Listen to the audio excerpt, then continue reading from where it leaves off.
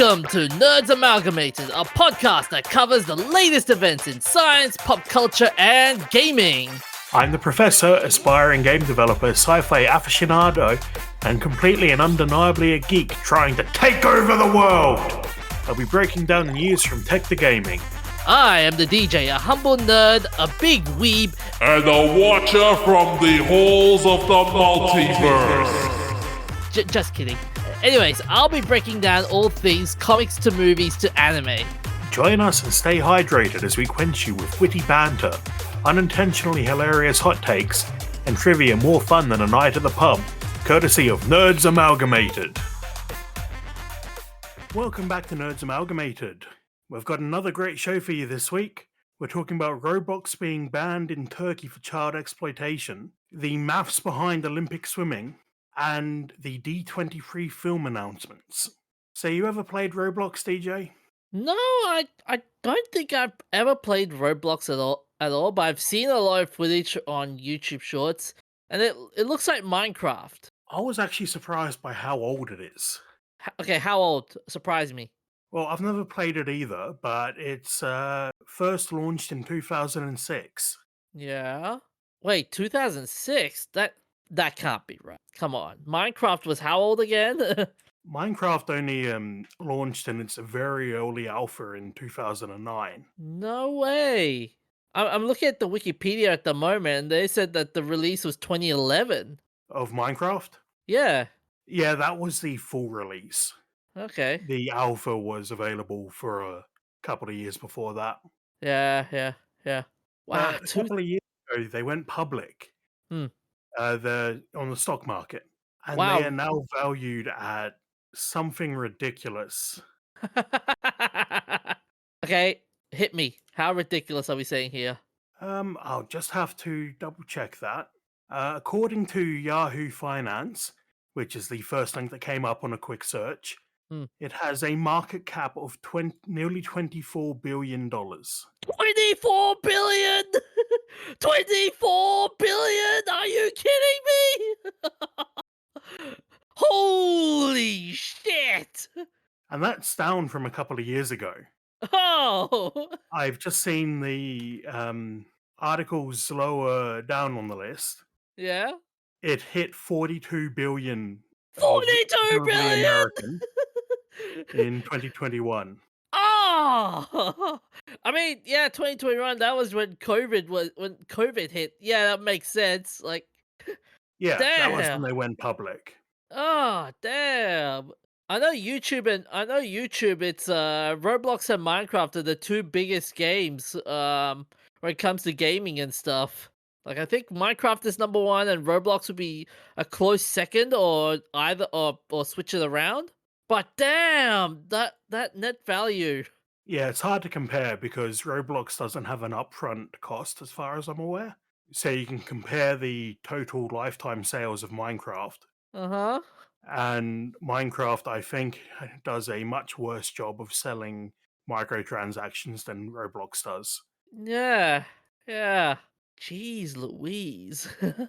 Like, I would go to game shops and I would see a lot of, like, kids just buying, like, 2 or 3 of these gift cards of Roblox stuff. And I'm like, damn, they're expensive. They look expensive. Yeah. So you can use that Roblox gift cards for what they call Robux to buy costumes and items and mini games and stuff. Yeah, and I've seen a lot of, like, YouTube videos go like, check out this video, you can get free Robux and all that jazz. I'm like, nah. Yeah, what's interesting about Roblox is that it's community driven. A lot of the content is made by fans. So you get players creating their own costumes and then selling it. So it's similar to CSGO in a way, like you create something and then you sell it for insane amounts of money. Yeah, CSGO, TF2, hats. Jeez. But this one is considered worse because it's directly targeting children, and that's why it's banned in Turkey. See, Yeah, when you mentioned that the first time around, I saw a couple of videos of of a handful of kids is protesting for being banned in Turkey. Yeah, And I don't speak Turkish, so I'm not sure of the veracity of those videos, but taken on face value, they are hilarious. like you would think, like there'd be more people protesting, but no, it was just a handful of kids.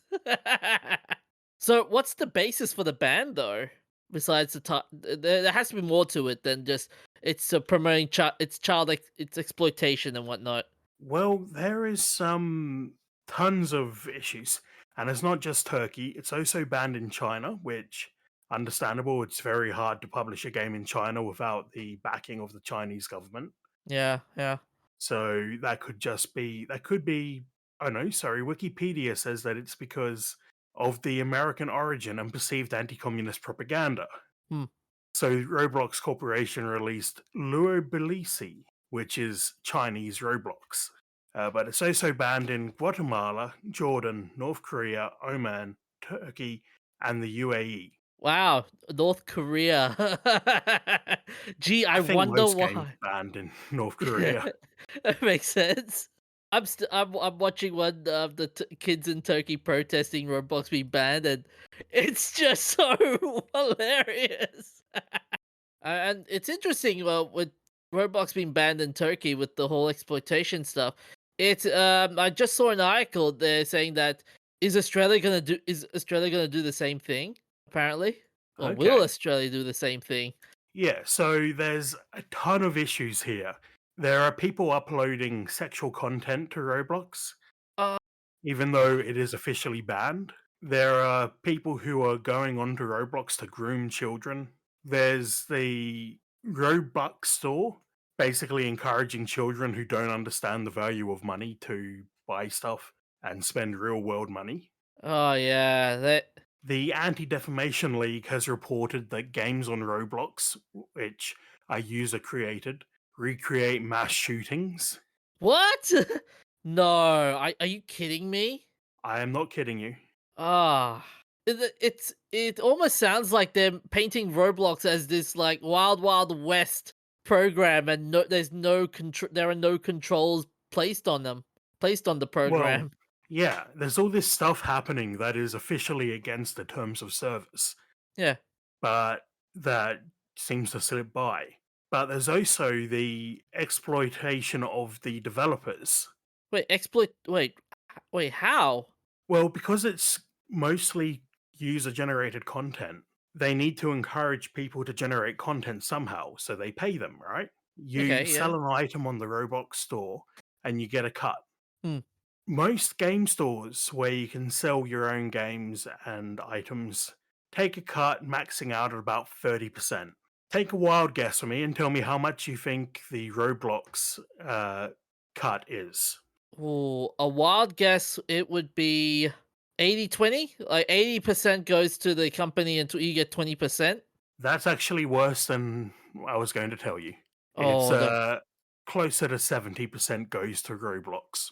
Oh, oh.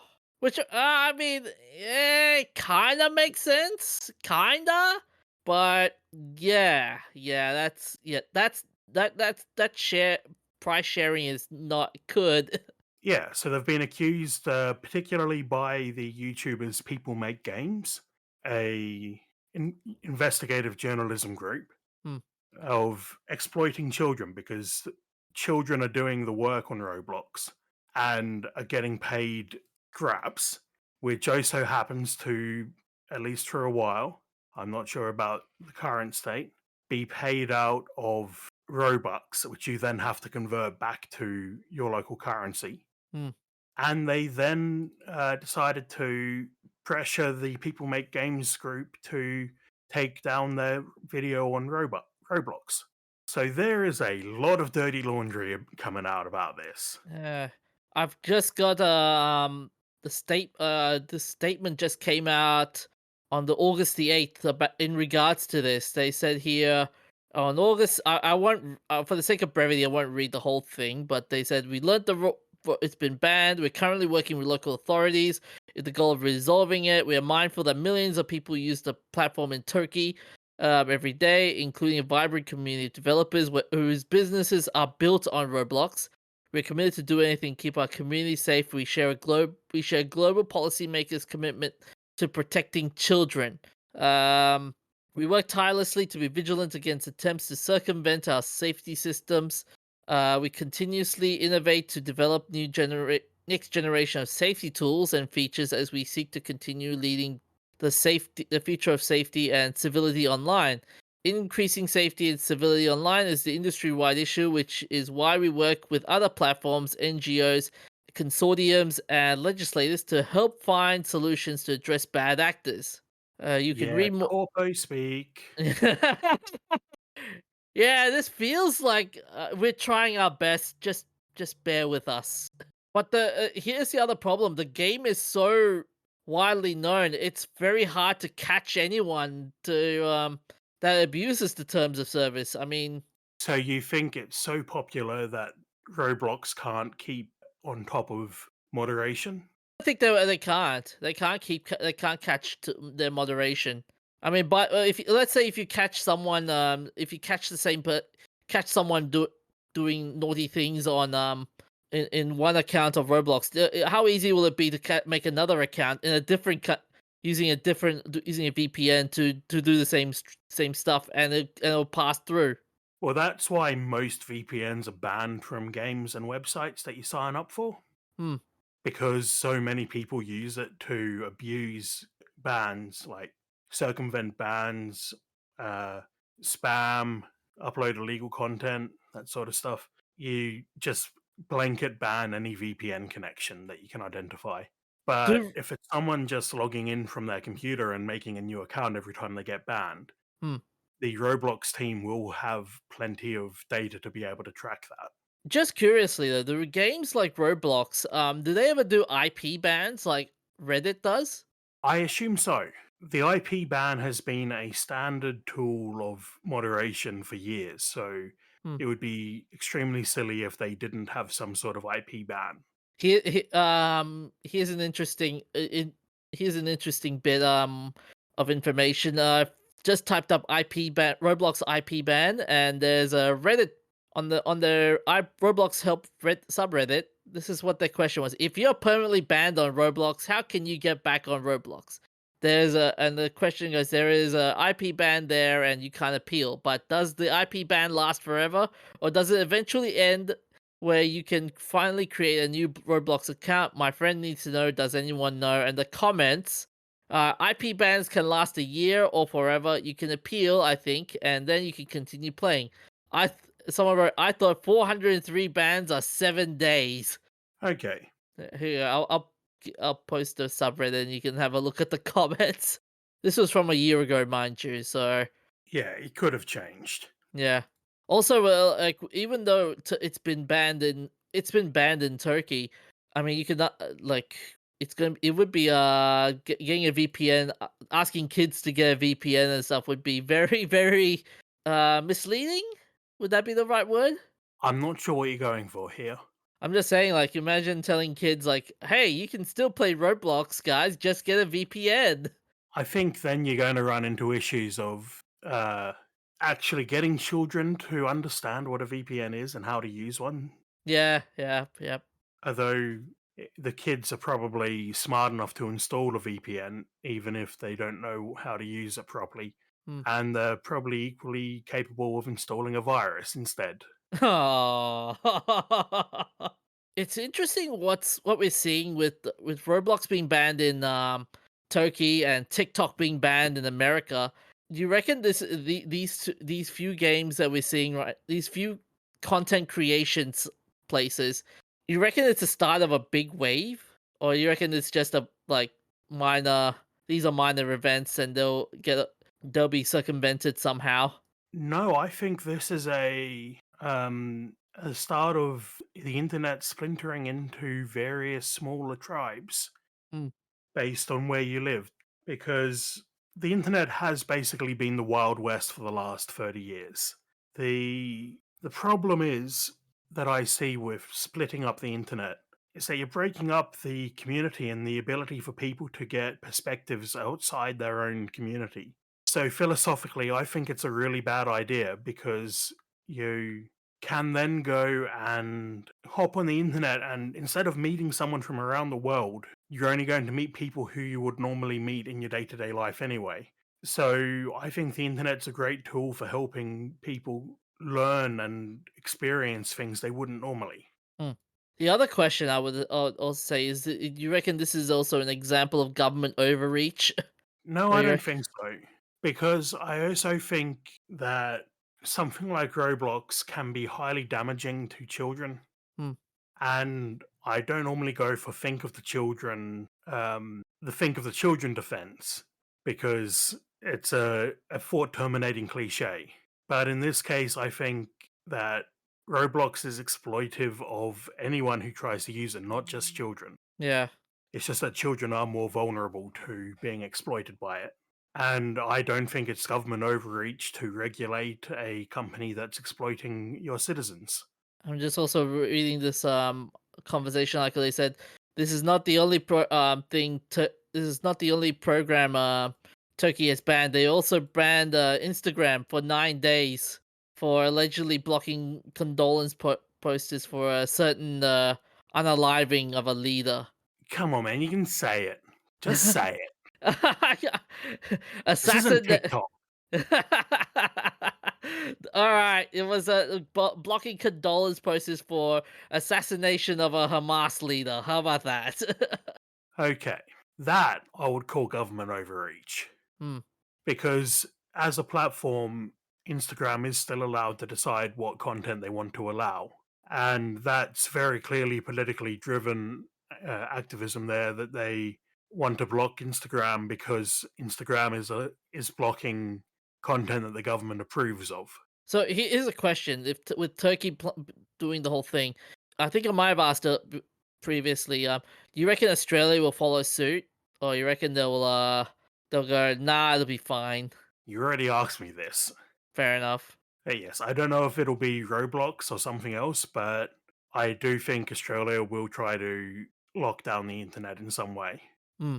There's I a mean, section. they tried over a decade ago with a porn ban, I think I remember that.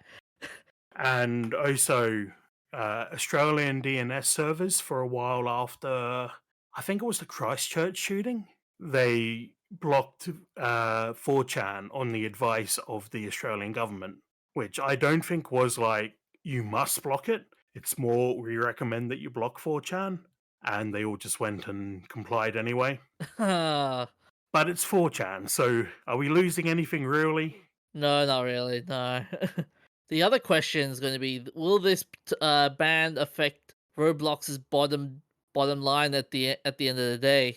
Well, how big is the market in Turkey? I don't know. Yeah. So I kind of doubt it's a huge market though. Hmm. What is the population of Turkey? Be a lot of million. I'll Few give you that. million? How many? Several million, I think, off the top of my 80, head. 84. 85 million. Oh, yep. 85 million. Yep. That's a few more millions than I was saying.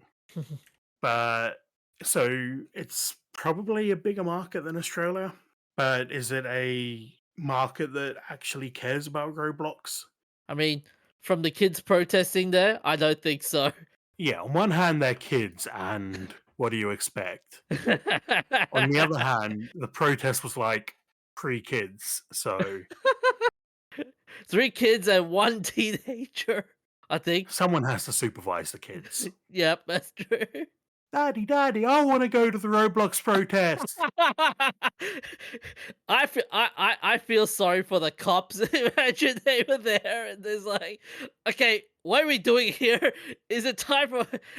Will this protest be done by the end? By the before I go for my before the end of my coffee break? I mean, they're Turkish cops. They're not exactly known for being Nice.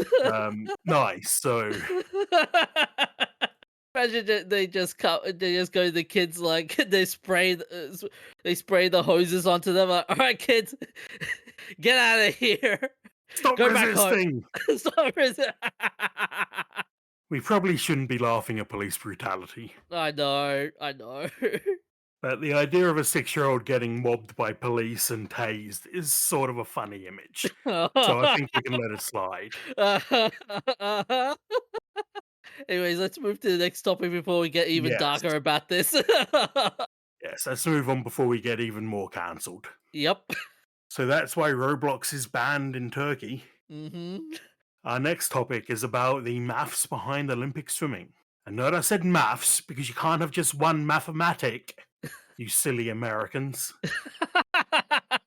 Oh, come on. I've just been bloody locked out of the website because they've got a paywall. Ah. So now I've managed to log in and get around that paywall. So Ken Ono, a mathematician at University of Virginia, has been working with the Team USA swimming team to develop better swimming movements by monitoring the way they move and doing calculations based on that to shave their time down with every stroke. So what's the theory, if there is a theory? Well, basically, by watching someone move in an extremely precise way, you can figure out exactly what they're doing wrong and how they can move even more efficiently. So they strap sensors to the swimmer to measure their movements, and as they swim, they can calculate and work out if you sweep your arm at this particular angle instead, you'll be able to move slightly faster. I mean, that would be that's an interesting way of measuring someone's performance. Yeah. So Ken started working with a team as a single semester project. Hmm. And then as some of the team members became better swimmers and started to become national level talent, the coaches noticed what he was doing and were like, "Hey, we want some of that." Although what's interesting is this type of math this type of adding science into a sport. It reminds me of, I don't know whether you remember this, the swimsuit debacle with Australian swimmers. Yeah, from the 2008 Olympics, I think so. Yeah, yeah, yeah, yeah, yeah. where the design of the swimsuits integrated some particular aspect. Hmm. It might have been trapped there, and it affected their buoyancy. So there was a whole debacle about that. Do you remember how that went? Did they have their times upheld?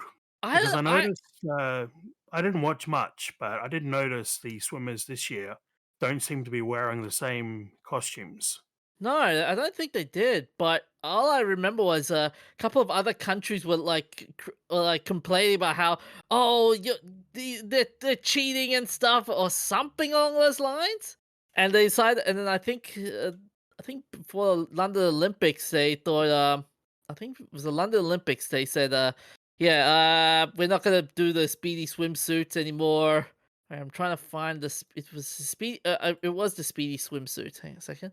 Yeah, it was the laser racer. It was manufactured by Speedo and using high technology swimwear fabric. The swimsuits have been found to improve performance and permitted their use in competitive swimming has been controversial. People have gone so far to label their use as technical doping. Yeah, what is the line where you're allowed to use something like this to improve your performance? Hmm. Because I found an article about it. They were breaking tons of records, uh, 70 world records in 1 year and 66 Olympic records in one game. And they had races where 5 people were swimming faster than the previous world record.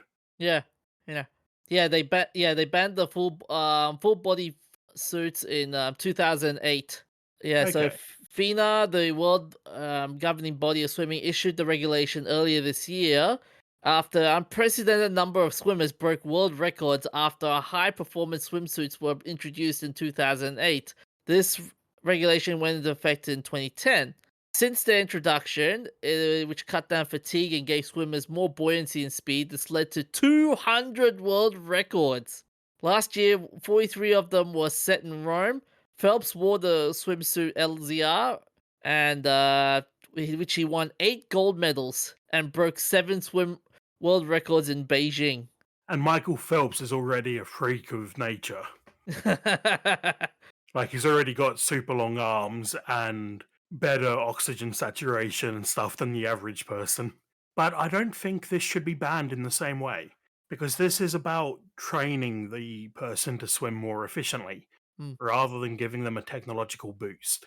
But this sort of practice of seeing how the swimmers perform better isn't, we already have that type of thing, like when it comes to videotaping their past performance, and they analyze it through like a session or something like that, like a video session, for example. Like, you know how football, when you have a bunch of footballers watching their previous game, the coach will go, okay, this position, you're supposed to be there. That position, you're supposed to be there.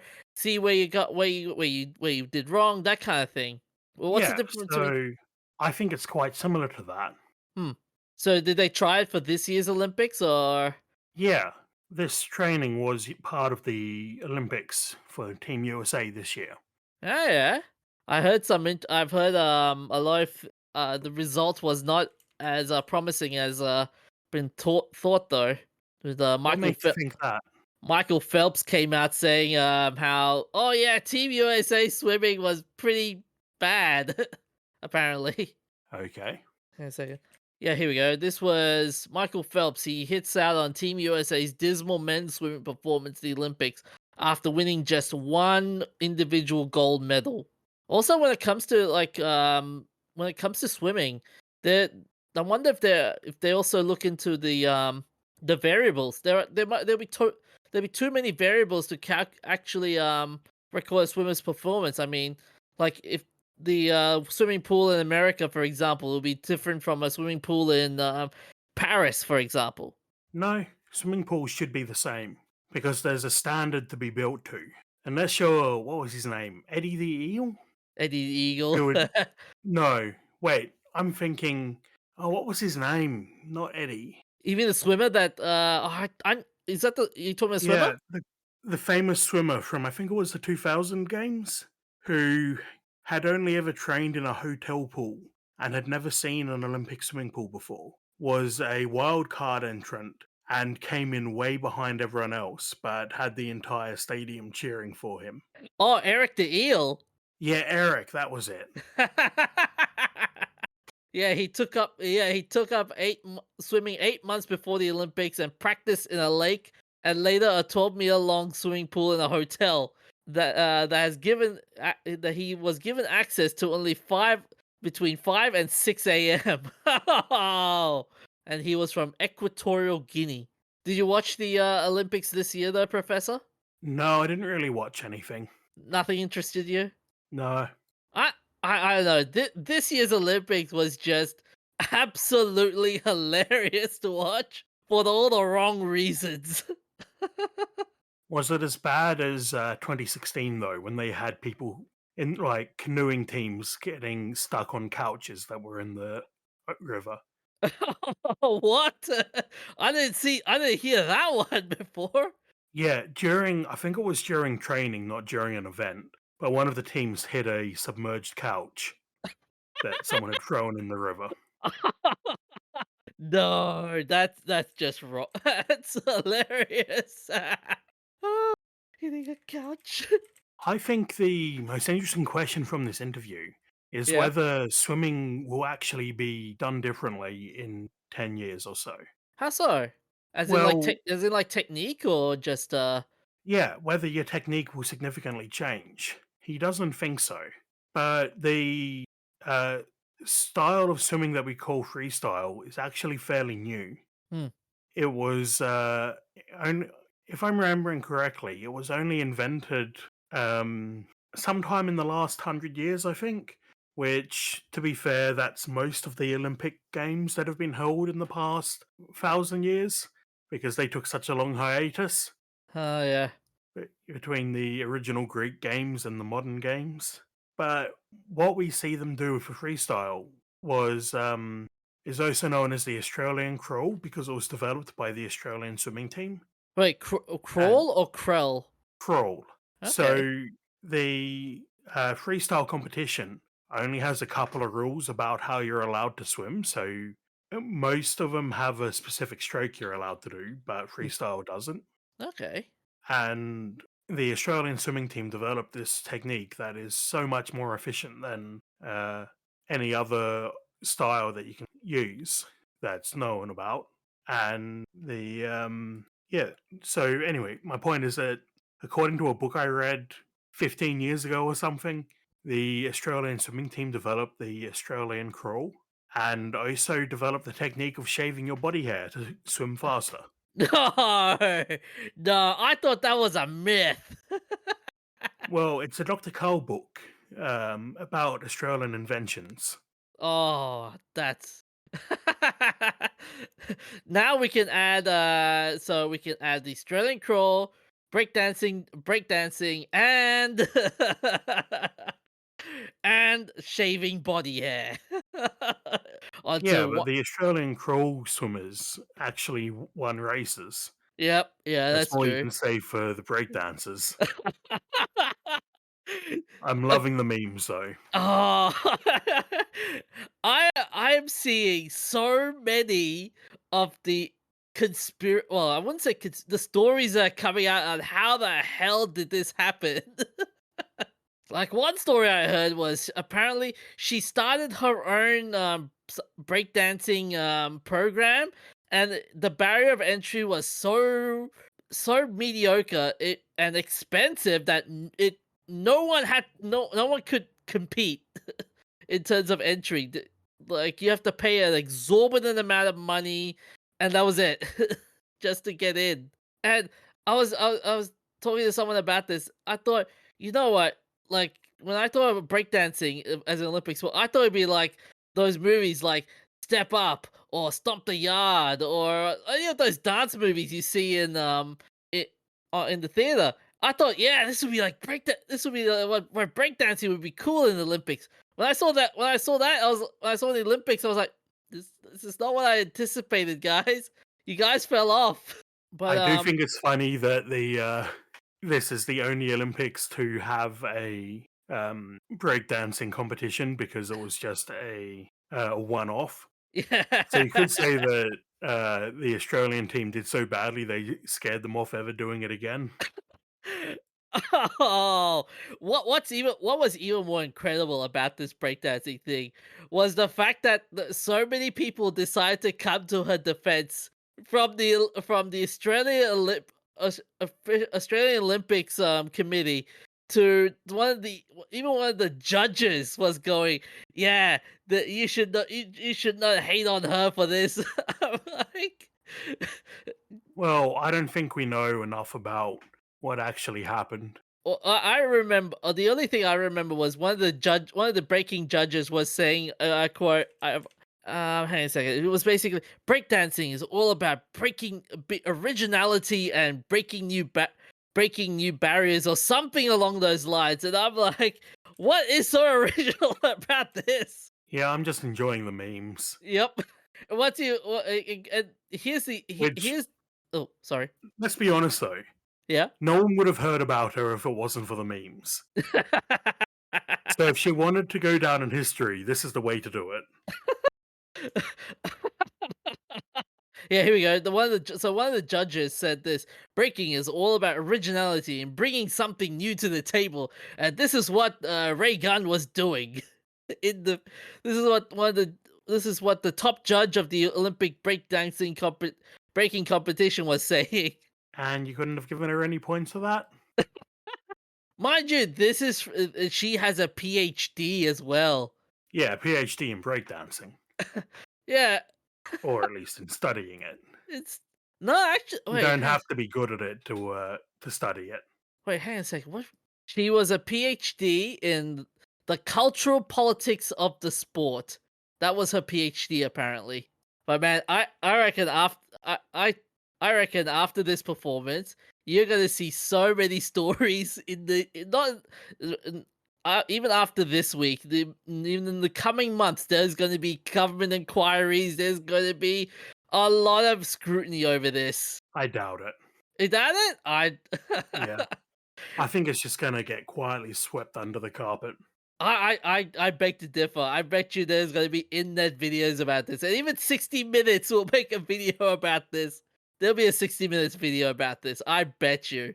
Although her performance is not as disastrous as Disney is, though, I'll give you that. Well, Disney had to buy Doctor Who so they'd actually have something good on Disney Plus. I'm serious. I got Disney Plus to watch Doctor Who, and I can find almost nothing on there that appeals to me. Oh, Maybe Futurama. even The There's Simpsons. they've got Firefly, right? But they don't have Serenity. That doesn't make any sense. No, it doesn't. And I just watched Arrested Development on Disney Plus. They've got the first 3 seasons, not the other Okay. two. Last time I looked on Netflix for the other two, they didn't have them either. So where are they? Because Netflix commissioned 2 series of Arrested Development. So who's got them? Oh man. Although, okay, But but back go to the. on. Uh, oh, sorry. I was gonna What are say. the I was announcements? so. Yeah. Disney. So D23, which is Disney's expo. As many people will point out. So they've come up with a lot of announcements in the on their day. So they had Agatha It all bugs me along. though. What's It's that? D23, but it's Yeah. 2024. Doesn't make any sense. Like, what's the point of D23? Is it like Disney Disney 23? They call here. This is the official name is D23, the official Disney fan club, which is known as Disney 23 or D23. It's a fan club. Okay, so the 23 is for 1923, Yep. which is the year the company was founded. Yep. So the announcements were basically uh Toy Story early stages of development for Toy Story 5, Frozen 3 and Incredibles 3. Other projects we've received major Make updates in. something original. So there are other projects such as Tron Ares, Elio, Star Wars, The Skeleton Crew, Andor Season 2, Ironheart, Daredevil Born Again, a musical number, Agatha All Along musical number release for the series. Let's see, there was also Season 2 of the Percy Jackson and Olympians, as I said, Tron Ares, which was showing Evan Peters, Jared Leto, and Greta Lee in character. And this film also revealed that it's recruited Nine Inch Nails to score the franchise film. And also the release of Snow White, the movie trailer, that is. You don't sound impressed by Snow White. It looks terrible. When I first saw the trailer, I was like, "Ooh, that looks interesting," but at the same time, it just the dwarves, the dwarves. Are they doing the famous actors' faces on CGI dwarves thing again? No, it's full CGI dwarves, and the dwarves look ugly as sin. You'd fit right in with them then. No. Ugh, brother, ugh, no. It reminds me back to that Peter Dinklage argument about not having dwarves. Yeah, And well, what's this is still like an early trailer, so they could do another pass on the CGI. Nothing I've seen in the trailer so far is too offensive, though. what's even weirder is the fact that it's Snow White. And it's versing Gal Gadot, really attractive. Well, would you believe it if there was an ugly actress playing the evil queen? I would believe. Okay, I would believe that. Well, that defeats the whole point of being the fairest of them all, doesn't it? Yeah, that's true. That's Because true. if the actress is really ugly and the mirror tells the truth, then that means everyone else is uglier than the actress. Yeah, So they've done a good casting. If you think Gal Gadot is attractive, yeah, then they've made the right choice. that's They true. just need to That's find someone more attractive than Gal Gadot. well, what? Okay, but here's the thing though. Like with the person playing as Snow White, it's like okay, but so why does Gal Gadot need to kill her again? And what's even weirder is there are some leaked footage of of the movie, and some of them have noticed that they've basically made the actress playing as Snow White digitally white. What? Is she not actually white? No, she's a Colombian. She's Colombian. What's her name? Um, wait, give me a sec. Hold up. Here we go. 2025. Here we go. Rachel Ziegler. Hmm, she doesn't look too different to me. She's fairly light skinned anyway. Hmm. By the way, when the movie first came out, there was a lot of grief given to this movie. But in terms of like to dislike, do you want to know how many likes to dislike was the trailer? Keeping in mind that the dislike is an estimate. Uh huh. What are we looking Uh, 71,000 likes to 872,000 dislikes. That's how bad it was. And this is from their Walt Disney Studio YouTube account, by the way. And if you continue watching the trailer, even the animals look so terrible. Yeah, but I'm willing to give them a pass on that because it is still the first trailer. Okay, There's a fair lot of enough. movies where the CGI in the first trailer looks dodgy and it turns out to be fine by the time the movie comes out. It's just that a lot of the movies where that happens don't have such a focus on CGI. Hmm. Although, as I said, there were a lot of movie leaks that came out for this, and some of them are just absolutely terrible. For example, there was one where one of them was leaked where the modern Snow Whistle While You Work song, and in the current version, it's basically Snow White asking everyone else to do the work while she just relaxes at the dwarf's house. Yeah, I'm kind of just hoping this is a better movie than Snow White and the Huntsman. Oh yeah. Tiny um Nick Frost still haunts my dreams. okay, is it as bad as Tiny Hugh Grant in the Wonka movie? I'd forgotten about that. I'm gonna have to go scrub my memory again. I saw as I said, I saw the Snow White stuff. I'm just going, what the hell are you doing with this? Because you've destroyed the dwarf. You basically erased the dwarfs. You erased everything. But continue on the releases. There's also a Lion King prequel called Mufasa, the Lion King trailer, which is basically a look into Mufasa.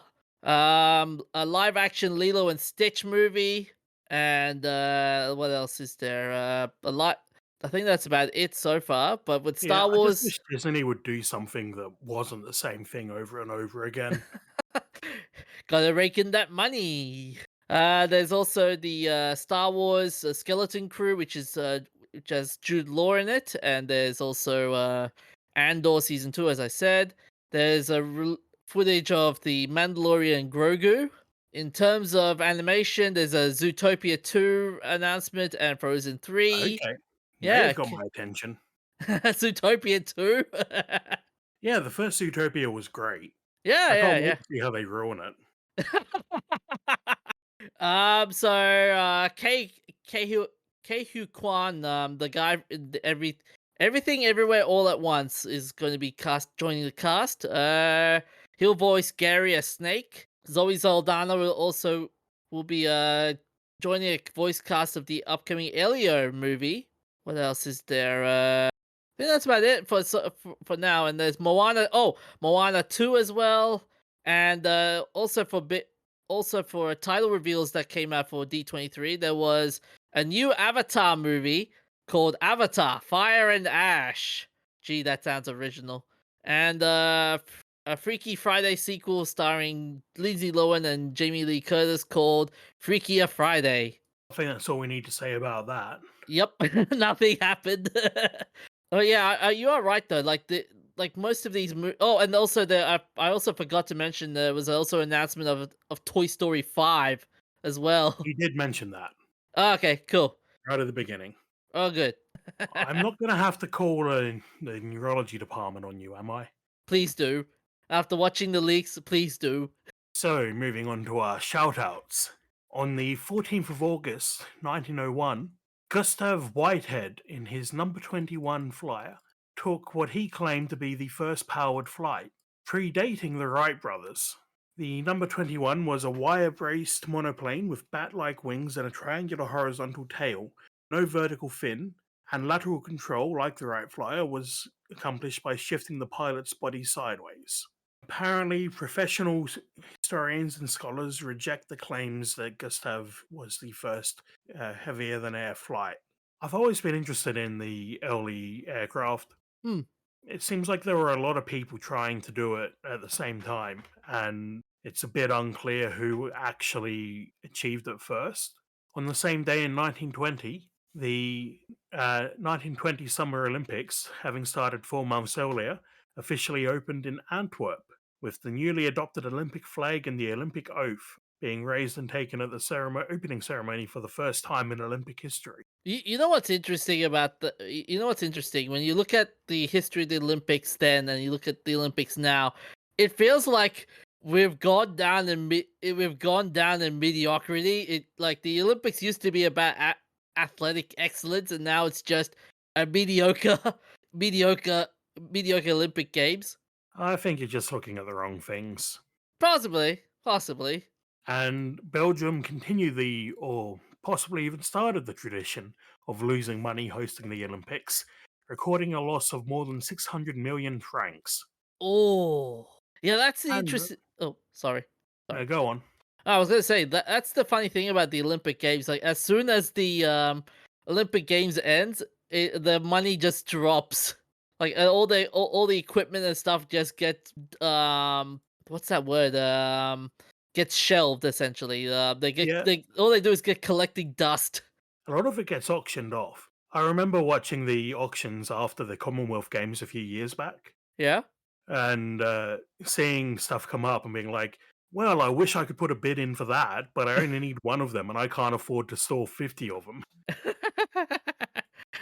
Oh, but look at the stadium. Like, there was infamous pictures of the Beijing Games after the Olympics, and they were doing just gathering dust and Yeah, grass was grow. And I'm like, damn, that's what happens to the Olympics after the games.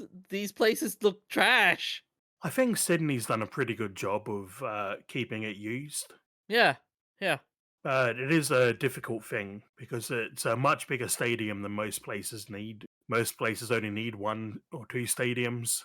So you're looking at building specialty infrastructure. yeah. And I think after after the after when those pictures came out, the interesting part was London wanted to do a set up a legacy program, from what I remembered. I'm not sure what happened afterwards, whether they still kept it going or has it been shelved. Okay. Well, on the 14th of August 2024, we had the 15th anniversary of District 9, Neil Blomkamp's feature film debut, produced by Peter Jackson. Originally, Peter Jackson was going to make a movie based on Halo with Neil Blomkamp, and now I'm really curious about how that would have turned out compared to the interesting Hmm. Halo television series. Oh, I've heard some interesting things with the Halo series, like how you've got a genocidal organization in the Halo game. If I recall, they were all full of aliens. Yet in the TV show, there is few aliens and one human. How is that Yeah. possible?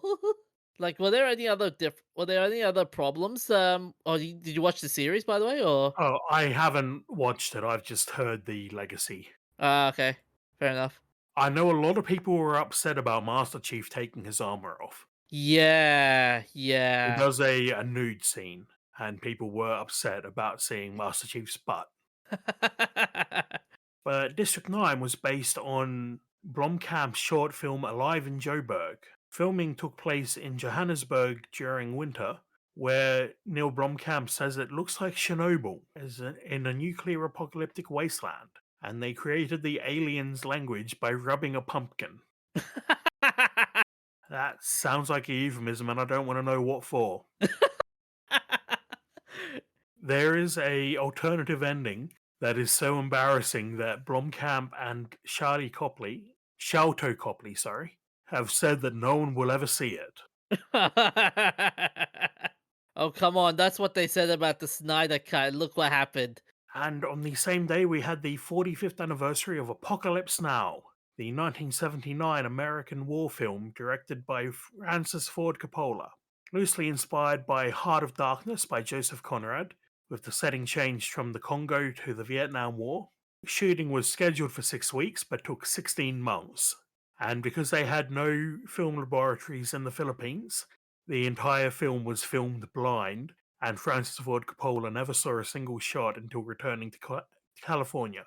Oh, there is a awesome video talking about this by a YouTuber called the Critical Drinker. He talks about this entire movie and how there were so many studio so many interesting moments from the studio to the directors to the actors and what they did.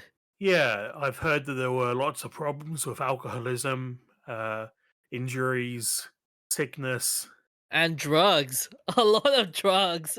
Like, what I think if I recall, one of the actors was low on energy, and Coppola asked, "Okay, what do you need to re-energize yourself? About an ounce of cocaine will do, thanks." And the director said, Okay, "No, "Yeah." that's a lot of cocaine. So he did it. He gave him all that cocaine, and he basically did the entire movie while high on cocaine. What were the other ones? I also remember there was a bit where most of the corpses in that entire movie were grave robbed as well. Wow. Have you ever played The Line? Spec Ops The Line? No? It's itself loosely based on Apocalypse Now. Oh, jeez. That would not have gone well. Yeah, it's basically Dubai has been covered in sand by a massive sandstorm, and all contact with the American troops in trying to relieve the civilians has been lost. So a small group of special forces are sent in to assess the situation. It's really good. The gameplay is a bit but the story is really good. Okay. So moving on, what was our messed up moment for this week, DJ? So, okay, here let me ask you a question. How bad would it be if you were shot? With what? Just a shotgun, What gauge? 12 gauge, What loading? buckshot. Ouch. So, yeah, basically that's what happened with the Punisher. So, messed up moment number 23 is basically in the Punisher number 17.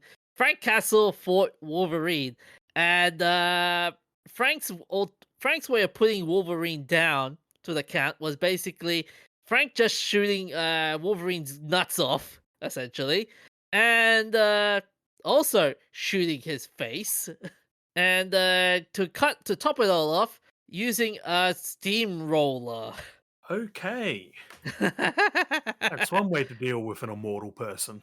Uh-huh, and, the crazy part was, Wolverine lived through it, but, yeah, it was a long and excruciating way of getting out of it. And if you wanna see and here's a picture of the, said image of Frank doing it. It's not the image is not loading up, damn you. Now I can see the image, Ah, okay. but Wolverine yelling stop before he gets run over by a steamroller just reminds me of that Austin Powers scene. Which one? The one where the guy yells stop and then gets run over by a steamroller. Oh, okay. It's Austin Powers, so obviously it's a comedy scene. Yeah, But that's Austin and the Bond girl are on a steamroller trying to escape, and one of the guards runs in front of them and stops there and just yells "Stop!" And it goes like it cuts back and forth between them while he's there, and he's too dumb to move out of the way, so eventually he just gets squished. Oh, that's painful. Yeah, But that's one messed up way on how to deal with a guy who is basically immortal in a sense. You know, come to think of it, can you imagine if the Master did that to the Doctor? yeah, that's a good question. There's never been established. whether a Time Lord can regenerate if they are, like, crushed. But then, how would you like a steamroller wouldn't do it? Like, could you imagine a TARDIS? Being crushed by a TARDIS? Yeah, yeah. Well, the TARDIS itself is fairly light because it can be carried by a helicopter. Oh yeah, that's true. That's true. That would be an interesting idea. Damn.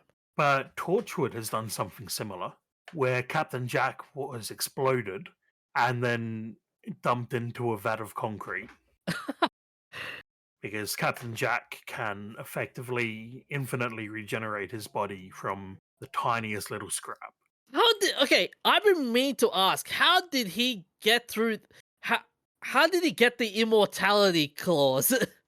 Because Rose messed with the time stream to bring him back to life. Oh shit!